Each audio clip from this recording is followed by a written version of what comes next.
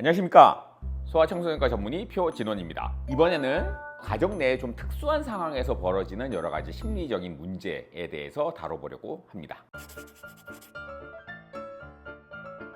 우선 아동학대라고 하는 거는 직접적으로 아이를 학대하는 거나 아동방임을 모두 포괄하는 용어라고 할 수 있습니다.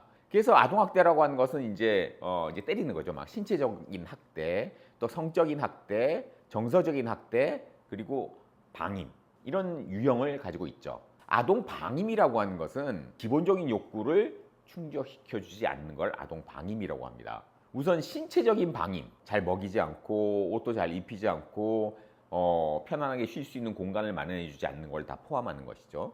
그리고 정서적인 방임은 보통 이제 부모들이 본능적으로 아이를 이뻐하잖아요. 그래서 아이를 안아주고 스킨십을 하고 쓰다듬어주고 하는 그런 행동들이 있는데 그런 걸 하지 않는 거죠. 그리고 아이가 아픈데 병원에 데려가지 않는다.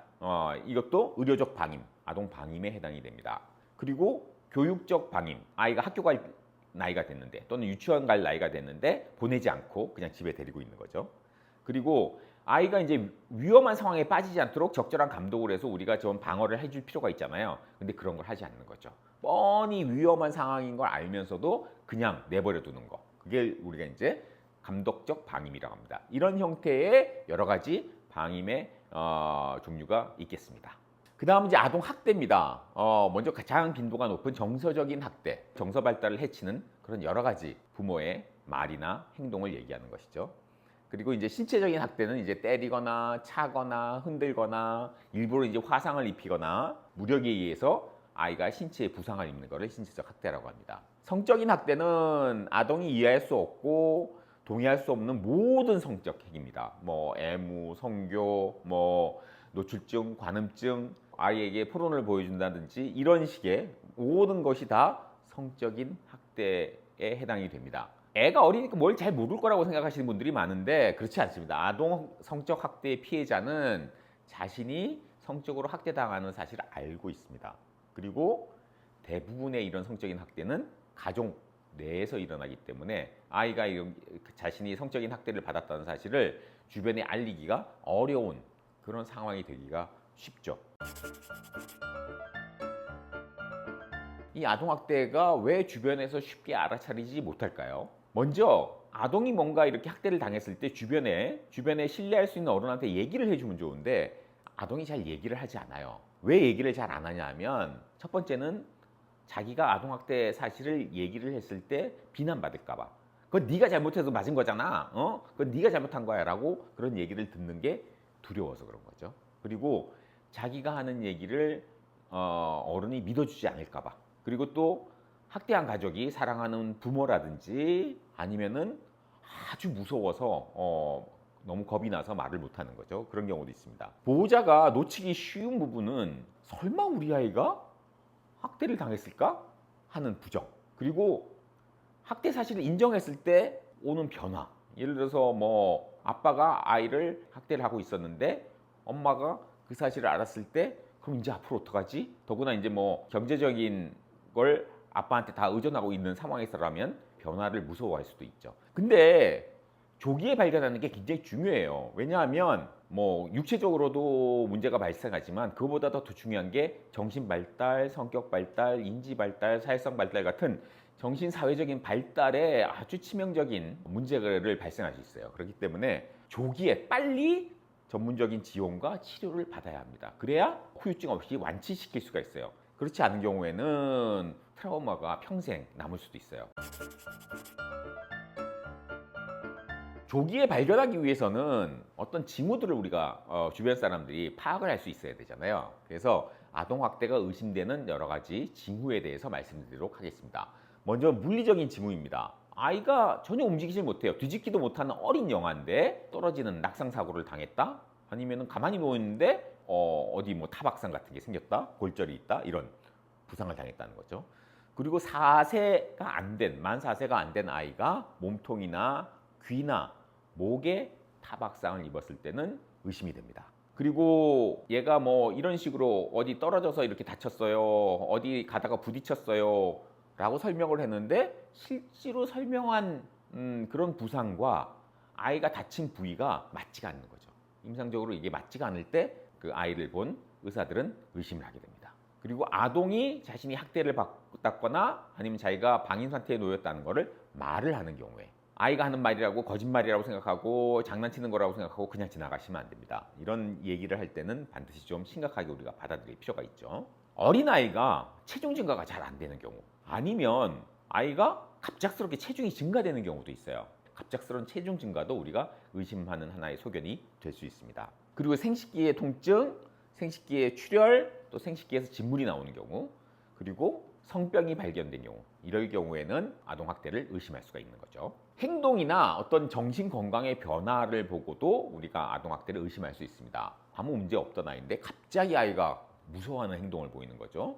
그래서 악몽을 꾼다, 아이가 우울증이 생긴 것 같다, 무서워할 만한 상황이 아닌데 비정상적으로 어떤 걸 두려워하는 그런 행동을 보일 때 우리가 의심할 수 있습니다. 그리고 애가 배가 아프다고 수시로 그러는데 병원에 가도 아무 이상이 없다고 그런단 말이죠. 설명할 수 없는 그런 복통, 또 소변, 대변을 잘 가리던 아이인데 갑작스럽게 야뇨증이 생긴다든지 변기에 가서 잘 누던 아이가 갑자기 똥을 싼다든지 이런 이제 배변 훈련을 퇴행하는 거죠. 그리고 가출을 시도한다든지 어린 아이도 자신의 이제 성기를 갖고 노는 그런 자유행위는 그 정상적인 겁니다. 정상적인 거지만 어른의 성행위를 흉내낸다든지 하는 그 연령과는 좀 맞지 않는 부적절한 성적 행동을 보일 때는 우리가 의심해 볼 수가 있는 거죠. 그리고 아이의 자신감이 갑자기 떨어진다든지 의학적인 원인을 찾을 수 없는 두통이나 복통이 있다든지 또는 학교 성적이 갑자기 떨어진다든지 또 아이가 극도로 수동적이거나 아니면 극도로 공격적인 행동을 할 때 그리고 애정을 갈구하는 것은 우리가 정상적인 아이의 행동이지만 아주 필사적으로 애정을 갈구하는 행동이라든지 또는 밖에 나가려고 하지 않고 친구들하고 놀려고 하지도 않고 그냥 방에만 있으려고 하는 사회적인 위축을 보인다든지 식욕이 갑자기 증가한다든지 음식을 뭐 안 주는 것도 아닌데 아이가 막 음식을 훔쳐서 혼자서 방에 들어가서 먹는다든지 하는 그런 행동을 보일 때 우리가 아동학대나 아동방임이 있을 수 있겠다라고 의심을 할 수가 있습니다. 그럼 이제 아동학대를 당한 애들은 그러면 장기적으로 어떤 문제가 생기느냐? 그냥 신체적인 상처만 남고 그 상처가 치유되면 완전히 뭐 괜찮은 게 아니라 아이들은 이제 뇌가 커지면서 발달을 하기 때문에 이 발달이란 거는 뭐 지적인 발달, 성격 발달, 뭐 사회성 발달, 정서적 발달 다 포함하는 거죠.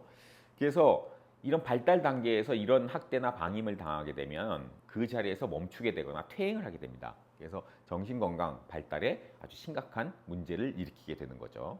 그래서 우울감이나 불안 또는 자살 충동 같은 것을 느끼게 될 수 있고 폭력적인 행동을 하고 그로 인해서 사회적인 고립이 될 수 있고 학교 수업을 잘 따라가지 못하고 약물이나 알코올을 사용하게 되고 또 아이가 가출을 하거나 훈육을 거부하고 뭔가 이제 훈육을 하려고 할 때 그냥 뛰쳐나간다든지 하는 그런 행동을 보일 수 있습니다. 그리고 성인이 된 후에도 뭐 친구 관계라든지 사회적인 관계라든지 또는 부부 관계에 문제가 생길 수 있고 또 범죄 행동을 보일 수 있습니다. 그래서 아동학대를 사실 예방하는 거는 우리가 이 사회가 좀 안정되고 건강한 사회를 유지하는 하나의 키가 될 수 있습니다. 그래서 아동학대를 당한 애들이 나중에 이제 사회적으로 문제를 일으키고 범죄를 일으키고 할 수 있기 때문에 어릴 때 이걸 미연에 방지를 하고 아동학대가 일어난 경우에는 적절하게 잘 치유를 해서 나중에 영구적인 트라우마가 남지 않도록 그렇게 잘 도와주는 것이 중요합니다.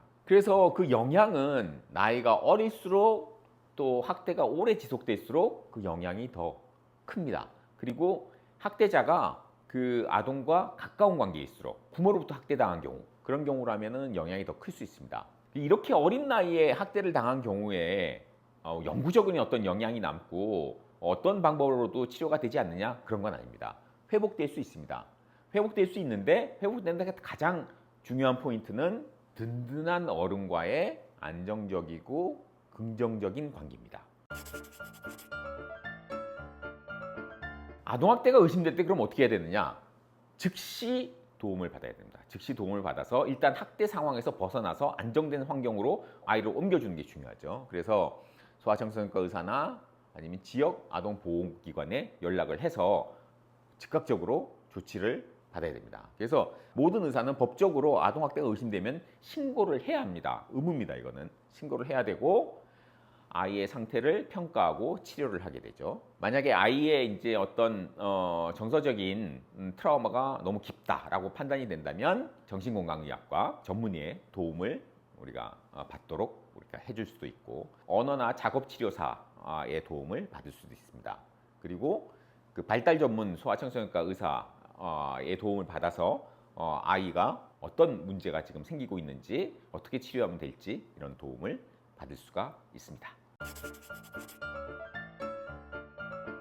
첫 번째는 이제 가정 내에서 아동 학대가 일어나는 경우에는 부모한테 문제가 있는 경우가 많잖아요. 그래서 어떤 부모의 고립감, 스트레스, 좌절감, 이제 아이를 키우면서 생기는 여러 가지 이런 정신적인 문제가 주요한 원인이기 때문에 아이에게 감정을 표출하지 않고 부모가 스트레스를 해소하는 방법을 익히는 게 중요합니다. 부모가 각종 사회적인 또는 정부에서 해주는 지원을 적극적으로 활용을 해야 합니다. 그리고 위기 상황에서 의논할 수 있는 다른 어른들과의 관계를 잘 형성을 해놓고 애를 키우면서 생기는 여러 가지 문제를 상담하고 같이 이렇게 고민하고 풀어줄 수 있는 그런 지역 커뮤니티들이 많이 발달이 돼 있기 때문에 그런 지역 커뮤니티에 가입을 해서 서로 교류를 하고, 또 부모 모임이라든지 또는 상담센터 이런 거를 잘 활용을 해서 부모 스스로가 감정적인 문제를 다른 데서 이렇게 잘 해소를 하고 아이한테 그런 자신의 스트레스를 나타내지 않도록 도움을 받으면서 양육을 해 나가시는 것이 좋겠습니다. 그리고 학대를 당해본 경험이 있는 부모에 대해서는 좀 더 특별한 지원이 필요하다는 거죠. 그리고 외부에서 이제 학대를 받는 걸 예방하기 위해서는 자녀가 이제 밖에 나가서 뭐 좀 나이 들면 이제 어린이집도 가고 유치원도 가고 이제 학교도 가게 될 텐데, 자녀가 이제 밖에서 하는 활동에 대해서 적극적으로 참여를 하고 감독을 해야 합니다. 물론 이게 너무 이렇게 간섭을 하게 되면 교육시설에서 아이를 교육하는데 또 문제가 생길 수가 있거든요. 그러니까 너무 과하지 않게. 하지만 어린이집이나 유치원에서도 도움이 되고 아이한테도 도움이 되도록 적극적인 참여와 감독이 필요하다라는 거죠. 그리고 그 보육기관은 언제든지 부모가 와서 아이의 활동을 볼 수 있도록 오픈되어 있어야 합니다. 그리고 자원봉사를 하면서 그 이제 유치원이나 그 어린이집의 분위기도 파악을 하고 안전하게 아이를 잘 돌보고 있는지를 확인할 수도 있죠. 그리고 아이가 어린이집이나 유치원에 갔다 와서 하는 그런 얘기를 귀담아 들어주는 것이 굉장히 중요합니다. 그리고 아이에게 항상 어릴 때부터 안전 교육을 해줘야 합니다. 그래서 낯선 사람과는 항상 거리를 두고 있어야 되고, 익숙하지 않은 장소에서는 부모하고 떨어지지 않게 바싹 붙어 있어야 된다는 거, 또 어른이 자신한테 원치 않은 행동을 할 때는 싫어요 라고 강하게 얘기할 수 있도록 교육을 시켜야 되고, 어른이 자신한테 어떤 불쾌한 행동을 했을 때 그 어른이 평소에 잘 아는 친숙한 어른이라고 해도 불쾌한 일을 당했다는 사실을 부모한테 얘기하도록 어릴 때부터 잘 교육을 시켜야 합니다. 그래서 부모하고 이 소통이 중요해요. 어떤 일이라도 부모한테는 말해도 괜찮다라는 신호를 아이에게 보여줘야 합니다.